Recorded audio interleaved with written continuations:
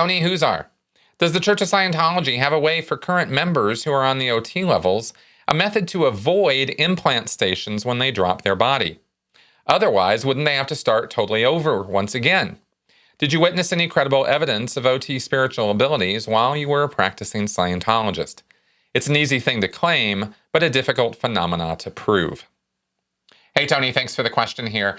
As far as avoiding implant stations, quite seriously, I'm going to tell you that the only time I ever heard any Scientologist, because there's no Hubbard advice that I ever read or saw about how to avoid them.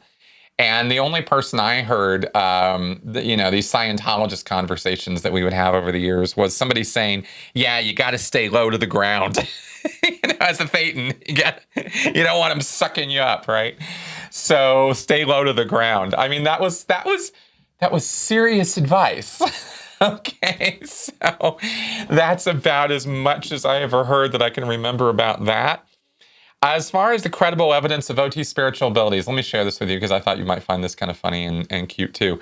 My mom and I, when I was growing up, we would play a game. My mom played this. I don't know if she called it the OT game or not. She might have. That comes to mind right now. But it was when we were washing the dishes, and this was when I was a young kid. This is 7, 8 years old, young. And I would dry the dishes. My mom would wash them in the sink.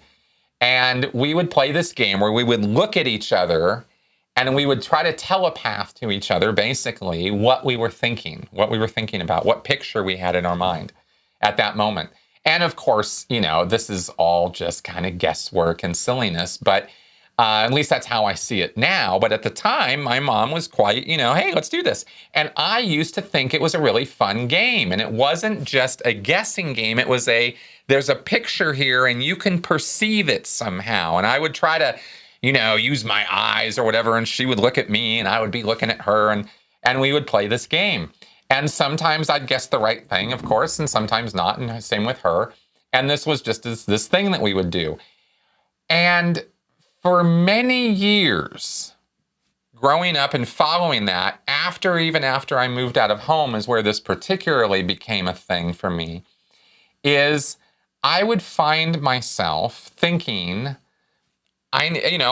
doing my job, doing whatever I'm doing, and then, I got to call my mom. I got to, I got to call my mom, right? And I know I'm not alone in this. This is not any kind of unique thing to me or Scientology, but I'm just telling you that the way I lived my life was I thought my mom's psychic connection, right? And I would call my mom. I'd say, hey, and the first thing out of her mouth, I was just thinking about you. I was just going to call you. I was just thinking you should call me.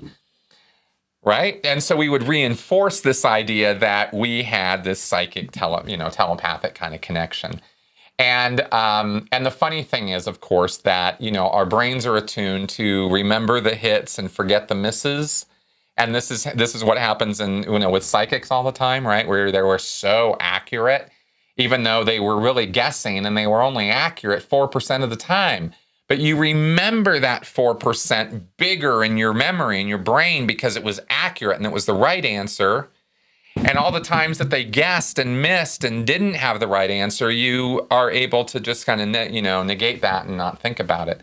And that's what I'm pretty positive that that's what's happened with me over the years, because I'm sure there are plenty of times where I thought I should call my mom. And then I did, and it had nothing to do with her thinking about that, or had nothing to do with her thinking about me calling her or anything like that. But I would reinforce that belief in my head when I was a Scientologist that my mom and I had this OT psychic connection. And I would always strive to try to create that connection with other people.